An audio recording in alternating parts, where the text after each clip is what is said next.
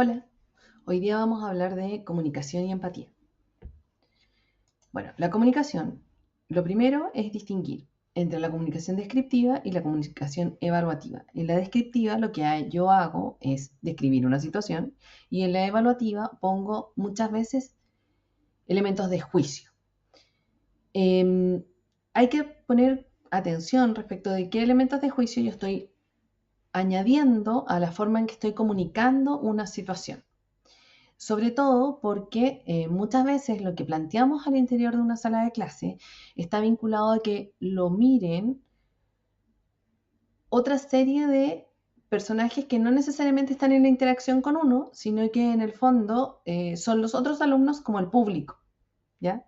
Entonces hay un público dentro de la sala de clase que ve ciertas situaciones o que escucha ciertas palabras o juicios de valor, que está atento a esos juicios de valor, ¿ya? Además de eso, hay que poner atención respecto de cómo se comunican ciertos fenómenos, prefiriendo los mensajes que son explícitos. Un ejemplo, la frase típica, que aquí dice frase docente, pero en realidad es una frase típica en Chile, es decir, pórtate bien. Es bastante divertido porque cuando uno dice pórtate bien, a cada uno de nosotros se le viene a la cabeza un concepto totalmente distinto de qué es pórtate bien, ¿ya? Para algunos, evidentemente va a depender del contexto, pero cada vez se ha perdido este tema como de estructurar y anticipar ciertas conductas que esperamos de los niños. Y el ejemplo más típico es, antes, hace 20 años atrás, las madres acostumbraban a decirle a los niños, bueno, vamos a ir a visitar a tu abuela. Cuando llegues donde tu abuela van a estar tus tías. A las tías se les saluda. Y es más, te decían, se les saluda de beso. Va a estar la tía y te mencionaban a las tías que iban a estar para que tú no te olvidases de cómo se llamaban. En forma adicional, te indicaban que, por ejemplo, íbamos a tomar té. Si tomábamos té, tú tenías que comerte lo que te sirvieran. Y no había posibilidad de decir que no te gustaba. Se comía lo que se servía. Entonces estructuraban y anticipaban con mucha claridad qué es lo que iba a suceder y cuál era tu conducta esperada respecto de esa situación, ¿ya? Con la frase pórtate bien, la complicación que tiene es que el mensaje que está debajo de esa frase es un mensaje totalmente ambiguo. ¿Por qué? Porque no establece una conducta esperada asociada a la frase pórtate bien. Con otra frase, por ejemplo, que es siempre haces lo mismo, lo que estamos planteando o el mensaje implícito que estamos dando es, bueno, sí, pero es que Pedrito siempre hace lo mismo. O sea, que es siempre hace lo mismo, muchas veces se para en el medio de la sala cuando todos estamos haciendo una actividad y él se para porque tiene una necesidad de pararse y empezar a dar vueltas por la sala.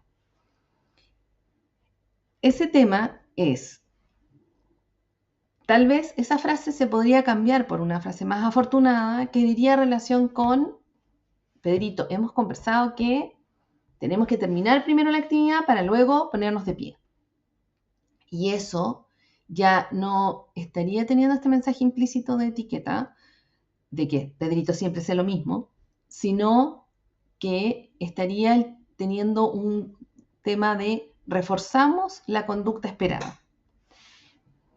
Otra frase más es, vamos a mantener silencio mientras su compañero está hablando, por ejemplo. Esa es una frase que ya está mucho más clara, que el mensaje es concreto y que además en la frase estamos dejando claro cuál es la conducta esperada respecto de todos los niños. En comunicación también tenemos que hablar de un elemento fundamental y es el tema de la escucha activa. La escucha activa es básicamente una habilidad que implica una comunicación consciente, que implica escuchar no solo las palabras, sino también interpretar el tono, las emociones y el lenguaje corporal de otra persona. siempre va a consistir en comprender el mensaje real del interlocutor sin interrupciones, distracciones ni prejuicios. Cuando yo estoy escuchando de manera activa, lo que hago es centrar toda mi atención en el otro individuo, tratando de extraer la información que necesito, pero no con un prejuicio respecto de la información que necesito, sino que poniendo toda la atención respecto de qué me está diciendo. Si es necesario, tengo que realizar preguntas, pero no interrumpiéndolo. Y muchas veces, para que la otra persona se sienta escuchada, planteamos estas preguntas desde la última frase que ellos usaron o desde, de acuerdo, yo entiendo que, y lo verbalizamos nosotros. La escucha activa está directamente relacionada con la empatía. ¿Qué es la empatía? La empatía es, bueno, todo el mundo conoce la frase de ponerse en los zapatos del otro, ¿ya? Pero si la tuviésemos que definir, sería la capacidad de comprender y compartir los sentimientos de los demás. La empatía siempre desarrolla la conciencia de uno mismo y contribuye a un mundo equitativo y pacífico. Pero además es necesaria para la compasión, ¿ya? Es necesaria para la compasión porque la mayor parte de los autores la ubican a la base. A la base de la compasión está la empatía. La empatía se puede distinguir y podemos distinguir tres tipos de empatía. La cognitiva, que es la capacidad intelectual que tiene el individuo de comprender la situación en la que está el otro, desde una mirada solamente cognitiva. Lo segundo es la empatía emocional, que es la capacidad de sentir o experimentar las emociones que tiene el otro. Y aquí uno de los elementos que se discute es respecto del contagio emocional que podría ocurrir. Un ejemplo, si alguien se cae en el patio y tiene una herida, yo entiendo cognitivamente que ese alguien se cayó en el patio y que lo tiene que estar pasando mal porque le tiene que haber dolido. Es como consecuencia directa, pero ese es un fenómeno cognitivo. El fenómeno emocional es cuando a mí me da mucha pena ver llorar al otro, al niño, por ejemplo, al niño o a la niña que se cae, y en el fondo estoy empatizando emocionalmente con ese llanto. Y ahí viene el siguiente elemento, que es la autonomía emocional en ese caso te tiene que permitir, por ejemplo, no contagiarte con la pena del otro, sino que mantenerte dentro de tu autonomía emocional, empatizando emocionalmente, pero sin llegar al contagio, porque en ese caso, si llegas al contagio, lo que ocurriría es que te pongas a llorar tú también. Y en el fondo tendríamos un adulto que está tratando de ayudar a un niño a propósito de una caída que resulta en una herida, pero que termina llorando con él. El tercer tipo de empatía que se distingue es la empatía compasiva. La empatía compasiva es la que se refiere a la compasión. Y porque la compasión es esta capacidad de efectivamente ponerse en la situación del otro, pero de ti surge una necesidad de ayudarlo para aliviar en parte su sufrimiento. No necesariamente completo, ¿eh? Muchas veces es como para aliviar en parte ese sufrimiento del otro. Y es muy interesante porque esa empatía es la que muchas veces nos va a ocurrir, que es, se cae alguien, se hace una herida y muchos de los adultos que están ahí van a ir en ayuda de esa persona.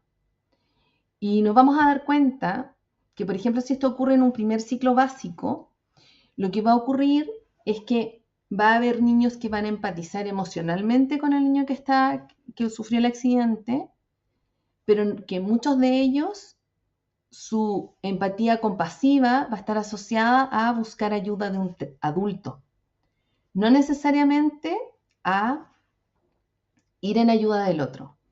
Va a haber un grupo que va a ir en ayuda del otro y va a haber otro grupo que te va a reportar a ti como adulto que estás en el patio y para que tú puedas ir en auxilio de este niño que se cayó.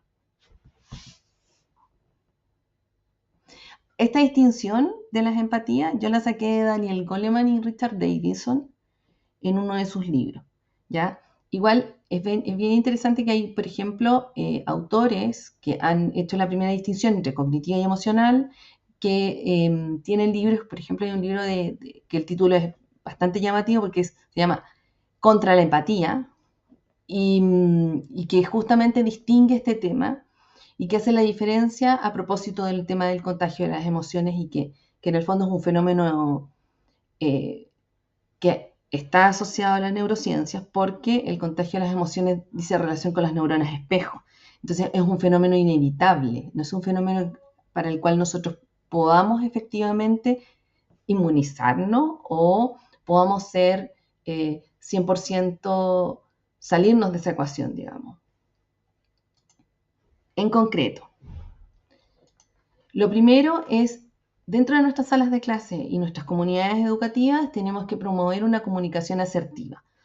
¿Qué implica una comunicación asertiva? Que nosotros decimos efectivamente aquello que necesitamos, de una mirada descriptiva, pero además de eso, en la cual podamos decir que no muchas veces, podamos establecer ciertos límites y además indiquemos cuáles son las necesidades que tenemos.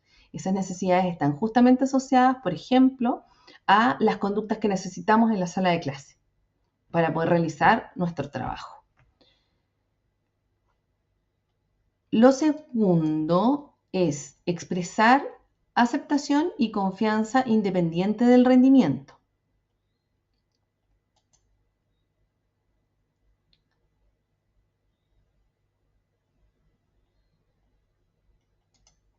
Lo tercero es claridad en las expectativas conductuales, disminuir los mensajes ambiguos y contradictorios, que es lo que habíamos hablado recién, y que, por ejemplo, aquí vamos a poner un ejemplo. Y un ejemplo es una frase ambigua, es pórtate bien, y una frase explícita es escuchamos sin interrumpir, y lo fijamos como norma. Si se fijan, cuando lo fijamos de esa manera, lo estamos estableciendo como una premisa básica para efectos del funcionamiento de la sala de clase. Una frase ambigua sería participen y una frase explícita sería levanten la mano para hablar, porque estamos planteando de qué forma vamos a bajar esa participación. ¿Ya? Bueno, muchas gracias y espero verlos en una siguiente cápsula.